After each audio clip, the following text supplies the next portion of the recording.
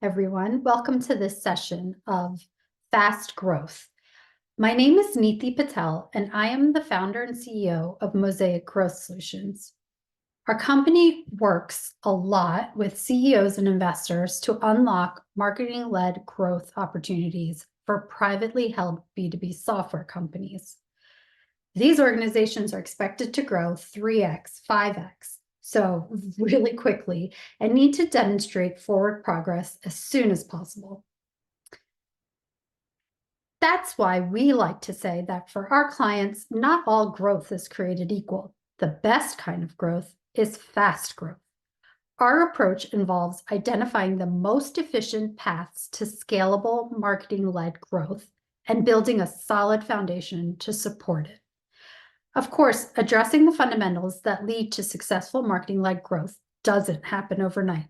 So we also try to find quick wins wherever we can. We find that this builds excitement around future potential, trust in our process, which is very important, and valuable momentum that leads to better outcomes overall.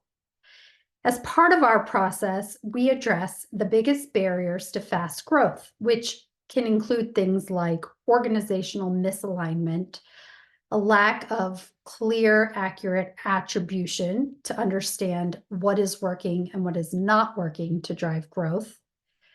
Also, we see oftentimes there are cultural issues within the organization or leadership issues that stand in the way of an organization being able to achieve or execute against fast growth.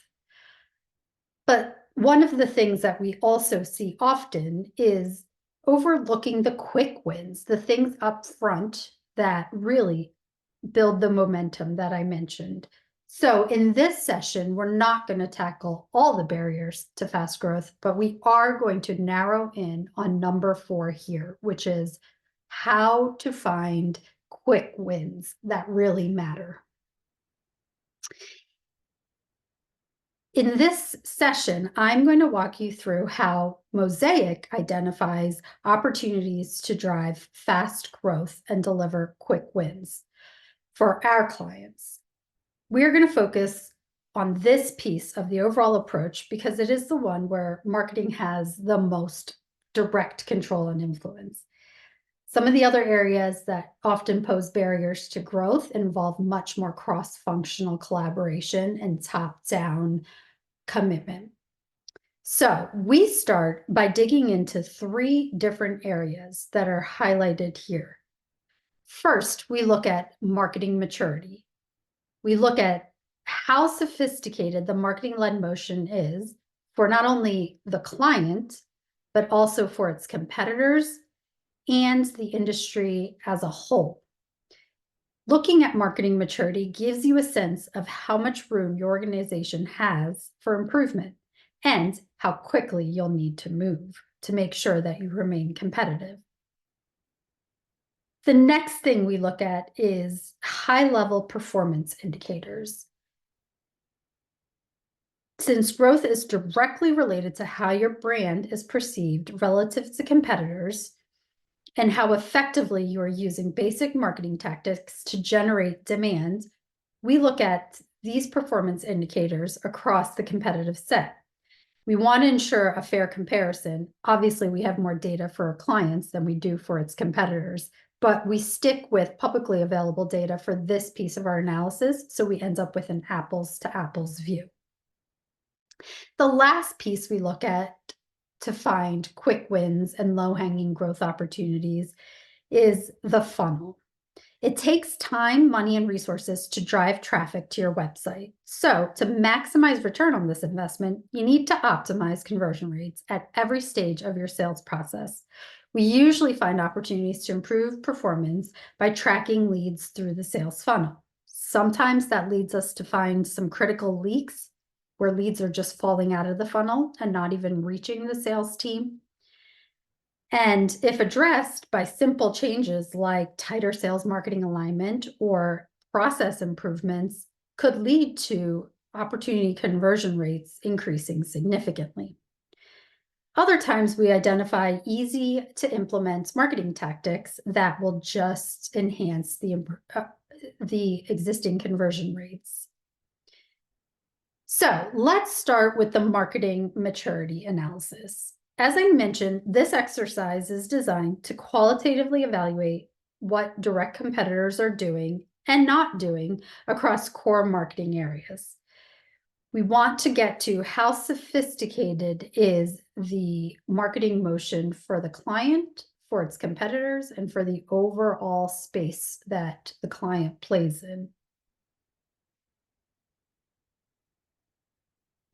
We consider how not only how much clients are doing in each of these areas, but also how well coordinated their strategy is and their tactics are across all of these areas.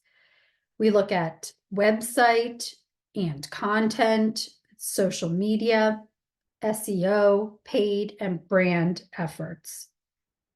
We keep it simple by assigning on a scale of 1 to 5 for each category listed here.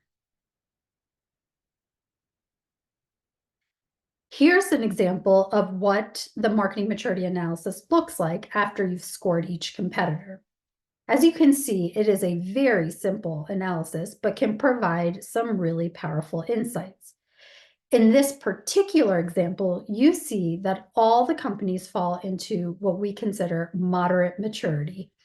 This indicates that, yes, they are all investing in different aspects of brand building and marketing, but no one competitor is doing a particularly remarkable job across all efforts. The high-level takeaway we get from looking at this is that the client needs to continue to focus and invest in marketing in order to remain competitive. There's an opportunity to improve existing marketing efforts, tighten coordination across efforts, and ensure high-quality execution to gain a marketing-led advantage that may allow it to pull clear ahead of its competitors. Next, we look at high-level performance indicators.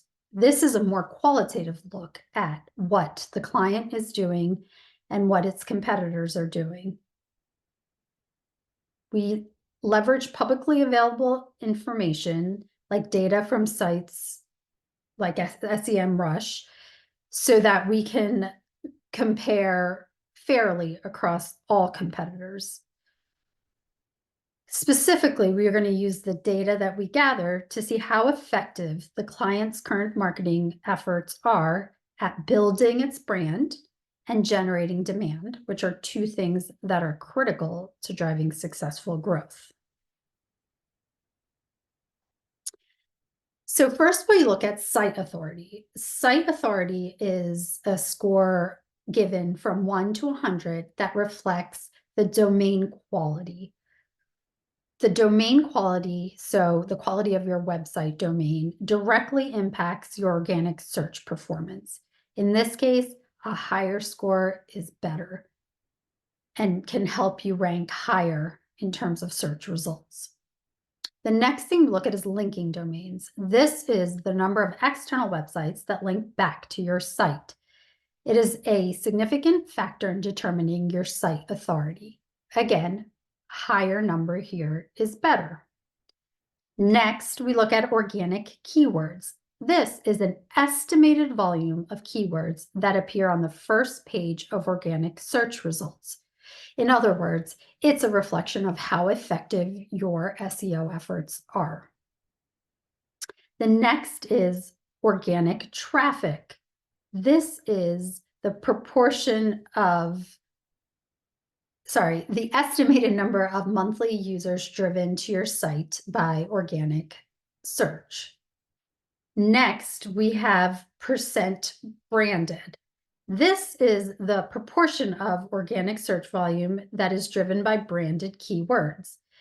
You want this number to be balanced. If it's too high, it could mean that your other SEO efforts are not working really well. And if it's too low, it may mean that your brand building efforts aren't working too well. So you want to have this be in the middle somewhere. Then we look at the paid search traffic. This is the estimated number of monthly users driven to your site via your paid investment and efforts. And last but not least, we look at a metric called average rank. And this is, again, an estimate of your rank for keywords that are shared across all the competitors that we're looking at. In this case, lower is better because if you're ranked 1, you're much higher on the page than if you're ranked 15. So you want this number to be as low as possible. So let's look at an example of how this looks once we've looked at these different data points across competitors. Again, just looking at this view, it's clear that all the competitors are investing in marketing, although with varying success. You see that the client is lagging behind in terms of site authority, which should be higher, organic search performance, which is much lower than many of its competitors, almost all of them, and in terms of paid search traffic, which indicates that this particular client is not investing as much as its competitors in paid channels. Again, this is not absolute data, but it is certainly directionally accurate. So looking at all of this, we can see that the client has some immediate work that it can do. We would recommend that this client do a thorough keyword analysis, followed by a focused and concerted effort to develop content that will optimize their organic search performance. The client also seems to have an opportunity to maybe do a little bit more testing in terms of increasing its paid search investment. It seems to be working for some of the other competitors who are driving significant amounts of traffic. And so I think testing in this case would be something that we would recommend. Last but not least, we go into opportunities within the funnel to optimize performance. We consider the lead funnel everything from, the sales funnel, everything from leads through deals. Each client, each company defines their sales process slightly differently. Some of them use SQL, some of them don't. Some of them use MQL, some of them don't. But this is a typical funnel that is most commonly seen across B2B software companies that we work with. So at the top of the funnel, you have the leads that are coming in. The lead volume is directly impacted by your website and how well it performs to engage users and capture leads. Some of the levers here that you can pull in terms of lead conversion is ensuring that you have a very easy to use website that has multiple navigation paths. Not everyone likes to consume information in the same way. Not everyone processes information in the same way. Some people like video, some people like to read. So you need to make sure that you offer multiple options for different types of buyers. You want to make sure your content is well laid out and easy to digest. And of course, last but not least, you want clear and visible CTAs so that you can actually capture leads from the visitors that come to your website. The middle of the funnel is really about lead nurture. That's how you move leads from the top to the bottom. Lead nurture includes things like buyer persona-based content and highly targeted email workflows. You also want to ensure that your sales process is tight and effective. And you want to make sure the handoff between marketing and sales is seamless, and that the experience through the middle of the funnel is putting your best foot forward in representing your brand and your product. Last but not least is the bottom of the funnel. This is, again, where marketing has probably the least amount of influence, but still there are opportunities here to really empower the sales team to improve opportunity to deal conversion rates. in the form of better customer testimonials and case studies and perhaps better sales enablement material. So there's definitely things that can be done here to help overall conversion at the bottom of the funnel. On this page, we see the different conversion rates that we just kind of walked through at a high level, how they're calculated, what they measure, and what the industry benchmark is for each of these conversion rates. Opportunities to enhance performance in the funnel usually fall into one of two buckets. So one is process improvements. So that addresses things like leaks in the funnel. For example, not all new MQLs that are entering or that are in the funnel are visible to the BDR SDR team. So that means that you have volume coming into the funnel that is never reaching the sales team that is likely highly qualified. You're losing out on that volume. So that's a process issue. There's also just making sure that the sales team is notified in a reasonable amount of time that a new lead entered the funnel or a new MQL is ready for them. Speed to lead is real, and you need to make sure that your alignment between sales and marketing is very tight in order to really maximize conversion rates at the top of the funnel. And then the second bucket is just marketing tactics that can help improve funnel conversion. And so these are things like